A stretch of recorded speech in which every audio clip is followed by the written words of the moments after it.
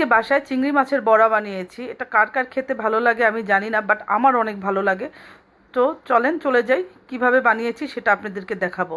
আমি এখানে সার্ভিং ডিশে ডাল বাটা রেখেছি। আমি আগে থেকে এই ডালটা বেটে রেডি করে রেখেছিলাম। মসুরের ডাল এবং খেসারির ডাল দুটা মিক্সড করে আমি আগে থেকে ব্লেন্ড করে রেখেছিলাম।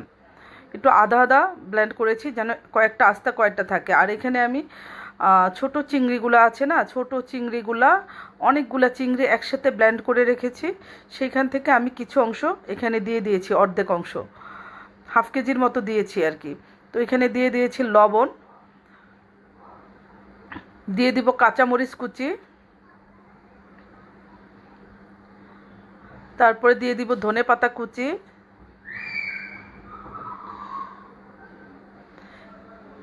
এখন দিয়ে দিব একটু হলুদের গুঁড়া, একটু সামান্য পরিমাণ মরিচের গুঁড়া, একটু জিরার গুঁড়া এবং কাঁচা পেঁয়াজ কুচি দিয়ে দিব।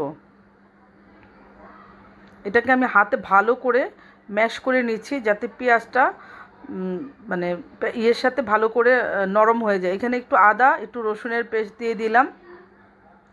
দিয়ে এইটাকে আমি ভালো করে মশলার সাথে মিক্সড করে নিব। এটাকে সুন্দর করে মেখে নিতে হবে। দেখেন আমি কিভাবে মাখছি, ঠিক এইভাবে এটাকে সুন্দর করে মাখতে হবে।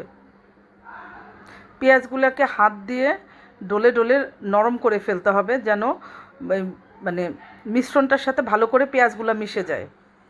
এখানে আমি কর্নফ্লাওয়ার দিয়ে দিয়েছি। কর্নফ্লাওয়ারটা দিলে মানে এটার মানে ভেঙে যাবে না, বড়াটা ভেঙে যাবে না, থিকনেসটা সুন্দর থাকবে। তাই একটু সামান্য পরিমাণ কর্নফ্লাওয়ার অবশ্যই ইউজ করতে হবে এবং খেতেও খুবই মজার হয়।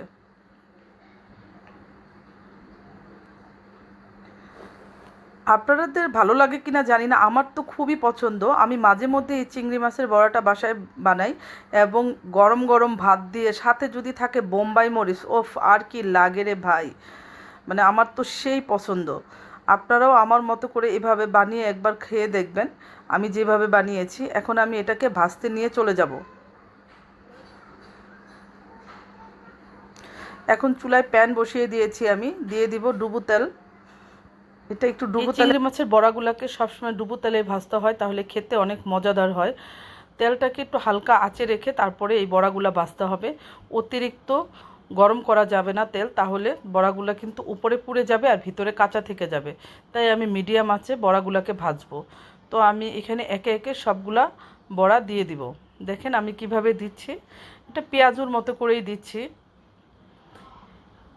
এই চিংড়ি মাছের বড়া মানে ভালো লাগে না আমার মনে হয় এমন কোনো মানুষ আছে কি না। যাদের অ্যালার্জির সমস্যা আছে তারা হয়তো খায় না, বাট ম্যাক্সিমাম মানুষই আমার মনে হয় এই চিংড়ি মাছের বড়াটা পছন্দ করবে এবং খেতে ভালোবাসবে ইনশাল্লাহ, এতই মজার হয়। তো আপনারা আমার মতো করে বাসায় একটু বানিয়ে দেখতে পারেন। এক একজন এক একভাবে বানায়, তবে আমার কাছে এইভাবে বানানোটাই বেশি মজার মনে হয়। তো হালকা আঁচে আমি খুব সুন্দর করে বড়াগুলোকে আস্তে আস্তে ভেজে নিব। আমি কিভাবে দিচ্ছি একটু ভালো করে লক্ষ্য করে দেখবেন। আসলে এটা কোনো রেসিপি না, আমি জাস্ট কিভাবে রান্না করলাম সেটাই আপনাদের সাথে আস্তে আস্তে সুন্দর করে এটাকে আমি ভেজে রেডি করব। তো আমি মানে কিছুক্ষণের জন্য এটাকে এই পাশে রেখে দিচ্ছি। এখন ওপাশ করে উল্টে দিব। দেখেন একটু কি সুন্দর ব্রাউনি ব্রাউনি কালার হয়েছে। এইভাবে একটু বাদামি বাদামি করে ভাজতে হবে, একটু সময় নিয়ে আস্তে আস্তে ভাজতে হবে যাতে সুন্দরভাবে দুই পাশটা ভিতরটা হয়ে যায়। কারণ নাহলে কিন্তু উপরে ব্রাউনি কালার আসবে আর ভিতরে কাঁচা থেকে যাবে, সেই বড়াটা কিন্তু খেতে ভালো লাগবে না। তো দেখেন আমি কিভাবে ভাজতেছি।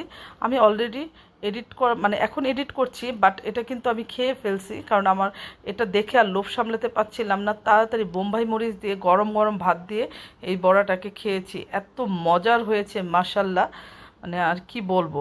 আপনারাও একটু বাসায় খেয়ে দেখবেন, ট্রাই করে দেখবেন আমার মতো করে বানিয়ে। আশা করি আপনারাও বলবেন যে না আপু সত্যি কথাই বলেছে। তো আমার মা সবসময় আমাদেরকে এইভাবেই চিংড়ি মাছের বড়া বানিয়ে খাওয়াতো যখন সে ছিল, জীবিত ছিল। এখন যাই হোক, আমি আমার মাকেও খুব মিস করি। আর আমার মার কিছু কিছু রান্না আমি সবসময় ফলো করি। ওনার রান্নাগুলো এত মজার ছিল মাশাল্লাহ, উনি হাত দিয়ে যেটা রান্না করতো সেই রান্নাটাই অনেক মজার হতো। তো ওনার রান্নাগুলোই আমি সবসময় ফলো করার চেষ্টা করি। উনি কিভাবে রান্না করতো সেই দিকটাই আমি মানে সেই জিনিসটাই আমি লক্ষ্য করে রেখেছি এবং সেটাই ফলো করে রান্না করি সব সময়। তো দেখেন এই যে আমার চিংড়ি মাছের বড়া ভাজা হয়ে গেছে। তো আমি আস্তে আস্তে চিংড়ি মাছের বড়াগুলোকে উঠিয়ে ফেলেছি। এই তো আমার বড়া ভাজা কমপ্লিট। তো আমার এই ভিডিওটি যদি ভালো লেগে থাকে তাহলে আমার ভিডিওতে অবশ্যই লাইক, কমেন্টস এবং শেয়ার করে দিবেন এবং আমার জন্য সবাই দোয়া করবেন। আল্লাহ